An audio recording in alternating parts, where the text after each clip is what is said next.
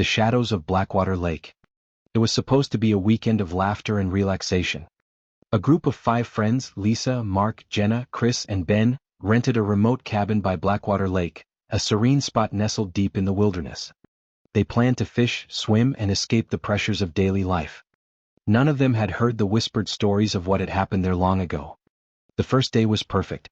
The sun shimmered on the water, and the friends spent the afternoon joking and taking turns paddling a canoe. That night, they gathered around a campfire, roasting marshmallows and telling ghost stories. The forest around them was eerily quiet, save for the occasional rustle of leaves in the breeze. As the fire burned low, Jenna thought she heard faint whispers coming from the direction of the lake. "Did you hear that?" she asked, her voice trembling. "Just the wind," Mark said dismissively, though his eyes darted uneasily toward the dark water.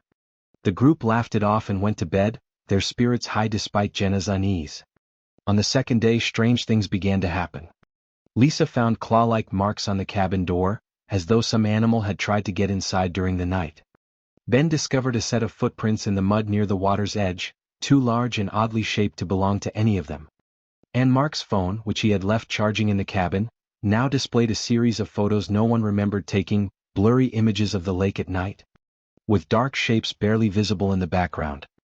"It's probably just some local messing with us," Chris said, though his voice lacked conviction. To calm their nerves, they decided to spend the day hiking. But as they ventured deeper into the woods, they stumbled upon a clearing where the ground was littered with bones. Animal bones, they assumed at first, until Jenna picked one up and froze. "This isn't an animal," she whispered. "It's human." Panic set in, but Mark insisted they'd be fine as long as they stuck together. That night, the whispers returned, louder and more distinct. They seemed to echo from all around the cabin, growing closer and closer. Then came the chanting, a low, guttural hum that made their skin crawl. The friends barricaded themselves inside, too terrified to look out the windows. As the clock struck midnight, the cabin door swung open with a deafening bang. Standing in the doorway was a figure cloaked in shadows, its eyes glowing faintly red. Behind it, other figures emerged from the darkness, their faces pale and emotionless. They began to chant in an ancient, guttural language, the sound resonating deep in the friends' bones. Lisa screamed as one of the figures lunged forward, but when Mark swung a chair to defend her, it passed through the being as though it were made of mist.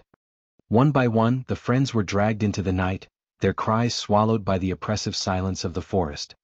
The next morning, the cabin was empty.